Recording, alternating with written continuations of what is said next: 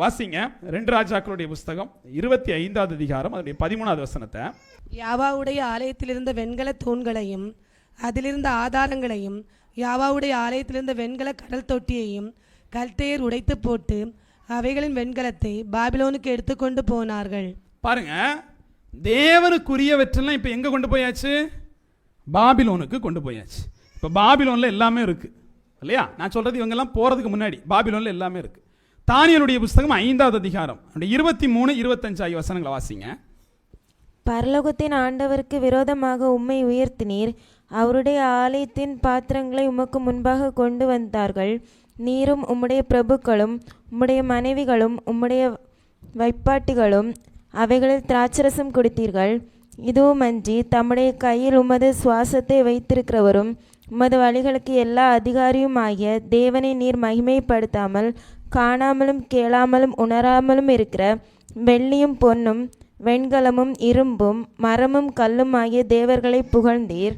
எழுதப்பட்ட எழுத்து என்னவென்றால் மேனே மேனே தெக்கேல் உப்பார்சின் என்பது. பாருங்க, இந்த இடத்துல இவனுங்க என்ன பண்ணிட்டானுங்க? தேவன்கிட்ட போய் தேவ பொருட்கள் எடுத்துட்டு வந்து பாபிலோன் வச்சுட்டாங்க. பாபிலோன் ராஜா என்ன தெரியுமா பண்றாரு? அந்த பாத்திரத்தை எடுத்துட்டு வா, நம்ம குடிப்போம் அப்படின்ட்டார். இது வரைக்கும் அழிவில்லை.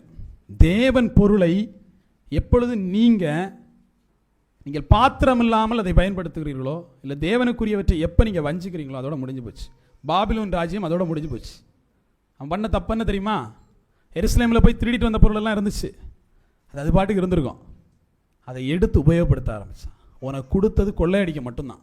நீ எடுத்து அவன் குடிக்க ஆரம்பிச்ச அடுத்த நொடி என்ன ஆயிடுச்சு?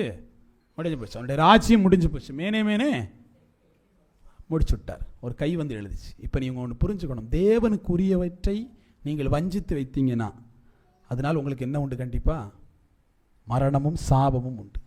இப்போ தேவனுக்குரியவற்றினா என்ன தெரியுமா? ஒரு நாளைக்கு எத்தனை மணி நேரம் இருக்குது? 24 மணி நேரம் இருக்குது. இல்லை 10% என்னது? 2.40 2 மணி நேரம் 40 நிமிஷம். யாருக்குள்ள நேரம்? கடவுளுக்குள்ளது. இப்போ இந்த இடத்துல என்ன சிக்கலாயிருதுன்னா, தேவனுக்குரியவற்றில் நீங்கள் இன்னொரு வேலையை பார்ப்பீங்க தெரியுமா? இந்த 2.5 மணி நேரத்தில் அது பாவமாக மாறிடும். ஒரு நாளைக்கு 2.25 மணி நேரத்தை நீங்கள் எங்கே கொடுத்தாகணும்? கடவுள் சமூகத்துக்கு கொடுத்தாகணும். காலையில் 1 மணி நேரம் ப்ரேயர் பண்ணுங்க, நைட் என்ன பண்ணுங்க? 1 மணி நேரம் ப்ரேயர் பண்ணுங்க. அப்போ வாய்ப்பு கிடைக்கிற போது பைபிள் வாசிங்க, ஜெபிங்க. இந்த 2.5 மணி நேரம் தேவ சமூகத்தில் நீங்கள் இல்லைன்னா இங்கே என்ன நடந்துச்சு? தேவனுக்குரியவற்றை அவன் எடுத்து உபயோகப்படுத்தினான் இல்லையா? தேவனுக்குரிய நேரத்தை இப்போ நீங்கள் எடுத்து உபயோகப்படுத்திட்டு இருக்கிறீங்க. எதுக்கு? உலகத்துக்கு, பிள்ளைக்கு, புருஷனுக்கு, களியாட்டத்திற்கு, டிவி பார்க்கறதுக்கு, ஃபோன் யூஸ் பண்ணுறதுக்கு, ஏதோ ஒன்று பயன்படுத்துகிறோம் இல்லையா? அது பாவமாக மாறி நிற்கும், அது சாபமாக மாறி நிற்கும். இங்கே அந்த ராஜா செஞ்சது சின்ன தப்பு. என் தேவன் இனிமேல் நீ ராஜாவே வெளியே போடான்ட்டார். முடிஞ்சு, ராஜ்யத்தை முடிச்சு விட்டார். நான் எது அங்கேருந்து கொள்ளையடிக்கப்பட்ட பொருள் இங்கே வந்துச்சு, அதை உபயோகப்படுத்தினதுக்கு. அப்போ நம்முடைய வாழ்க்கை அப்படியே திருப்பி பாருங்க. தேவன் ஒரு நாளை கொடுக்குறாரு. நிறைய பேருக்கு அந்த நாளே இல்லை, மருத்துவமனையில் இருக்கான். நிறைய பேர் அந்த நாள் செத்து போயிடுறான். உங்களுக்கு 24 மணி நேரம் ஒரு கிஃப்டாக கையில் கொடுக்குறாரு. அந்த 24 மணி நேரத்தை தேவன் கொடுத்தது எதுக்காக தெரியுமா? நீங்கள் தேவனுக்காக எதையாவது செய்யணும்னு. ஆனால் இந்த 24 மணி நேரம் உங்களுக்காக எதையோ செஞ்சுட்டு தேவன்கிட்ட போய் எனக்கு அதை தாரும் இதை தாருன்னு கேட்டால் என்ன பண்ணுவார்? நான் உங்களை அறியேன்னு தான் சொல்லுவார். அப்போ தேவனுக்கு கொடுக்க வேண்டியதை நீங்கள் கொடுக்கலைன்னா அங்கே சாபம் உருவாகும். இப்போ சபைக்கு வரணுங்கிறது ஒழுங்கு, அப்படிதானே? வாரத்தில் ஒரு நாள் ஓய்வு நாள் நீங்கள் தேவ சமூகத்தில் வரணுங்கிறது ஒழுங்கு. நீங்கள் உலகத்தோடு ஒட்டி அன்னைக்கு பார்த்து தேட்டருக்கு போயிடுறது, அன்னைக்கு பார்த்து ஒரு நாள் தான் லீவு கிடைக்குது, குடும்பத்தோட ஊர் சுத்த போவோம். என் தேவன் அந்த ஒரு நாளை கொடுத்தது எதுக்காக தெரியுமா?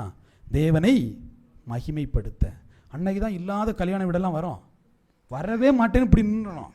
ஒரு தடவை கல்யாண வீட்டுக்கு போனால் 10 அடி வாங்க வேண்டியது இருக்கும். அது தெரிஞ்சு அமைதியாக என்ன பண்ணிடணும்? உட்காந்துடணும். இது அது இல்லை, கல்யாண வீடு போவோம், என்ன பண்ணக்கு ஞாயிற்றுக்கிழமையே வைக்கிறாங்க அப்படின்னு அவனை 2 திட்டிட்டு அங்கே போயிடுறது. அப்போ தேவ சமூகத்தில் இந்த நாளை பரிசுத்தமாக ஆசரிப்பா என்று சொல்லி ஆதாம் படைக்கப்பட்டது எத்தனாவது நாள்? 6வது நாள். 7வது நாள் என்ன நாள்? ஓய்வு நாள். அப்போ படைச்ச உடனே அவன்கிட்ட என்ன சொன்னாரு? உன் முதல் வேலை பரிசுத்தமாக ஆசரிப்பது. முதல் நாள்லேயே என்னதான் பண்ணணும்? பரிசுத்தமாக ஆசரிப்பது. அப்போ நமக்கு முதன்மையானது என்ன தெரியுமா? இந்த நாளை பரிசுத்தமாக ஆசரிப்பது. அப்ப எங்க இருந்தாலும் என்ன வேலை இருந்தாலும் ஞாயிற்றுக்கிழமை ஜெபத்துக்கு என்ன பண்ணிடணும்? தேவ சமூகத்தில் காத்திருக்க பழகணும். அதே மாதிரி ஒரு நாளைக்கு 2 மணி நேரம் 40 நிமிஷத்தை என்ன பண்ணிடணும்? ஜெபத்துக்கு ஒதுக்கிடணும். அதை செஞ்சதுக்கு அப்புறம் என்ன வேணாலும் பண்ணுங்க. ஏன்னா இது திருடுறது, தேவனுடைய நேரத்தையும் தேவனுடைய நாளையும் திருடுறது. அப்போ அதில் கை வைக்கலைனாலே நமக்கு ஆசீர்வாதம் தானாக வந்துடும். இப்போ பாருங்க, தேவ சமூகத்தில் இதில் கை வச்ச ராஜா, தேவனுக்குரியவற்றில் கை வச்ச ராஜா, அவன் என்ன போனா, ராஜ்யத்திலிருந்து அவனை பிடுங்கி போட்டார். வாசிக்கலாம், எஸ்ரா 7:6 வாசிங்க.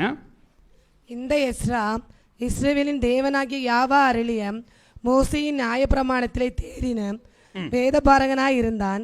அவனுடைய தேவனாகிய யாவாவுடைய கரம் அவன் மேல் இருந்ததினால் அவன் கேட்டவைகளை எல்லாம் ராஜா அவனுக்கு கொடுத்தான். பாருங்க, இவன் யாரு? வேத பாரகனா இருந்தான். நெகேமியாவை குறித்து சொல்லுகிற போது அவன் ராஜாவுக்கு பானபாத்திரனாக இருந்தான். நெகேமியா அந்த சவுறு கட்டினான், அவன் ராஜாவுக்கு பானபாத்திரனாக இருந்தான். இவன் எப்படி இருந்தான்? வேத பாரகனாக இருந்தான். பாருங்க, 2 பேர் செய்யக்கூடிய செயல்ல வேறுபாடு இருக்கு. உலகத்தோடு ஒட்டி இருக்கக்கூடிய நீங்க ஒரு செயலை செய்கிற போது அதில் உபாசம் தேவைப்படாது. நீங்க உங்க முயற்சியில் செய்வீங்க, அது ஒரு நாள் இடிக்கப்படும்.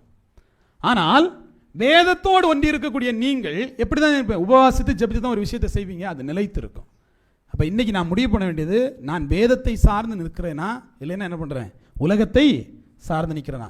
சிலர் பார்த்துருக்கீங்களா, சபையில் நல்லா ஒழுக்கமாக இருப்பாப்புல, வெளியே போய் எல்லா பாவம் செய்வாப்புல. உலகத்திற்கும் தேவனுக்கும் ஊழியம் செய்வது கூடாத காரியம். 2 பக்கத்துக்கும் அவரும் எஜமானி இவரும் எஜமானி சொல்லி வாழவே முடியாது. அப்போ முதல்ல திருத்தணும். என்ன திருந்தணும்? வாழ்க்கையில் திருந்தணும், ஒவ்வொரு செயல்பாடில் திருந்தணும். நான் யாரை சார்ந்து இருக்கிறேன் அப்படிங்கிற கேள்வியோடு நீங்கள் அணுகணும்.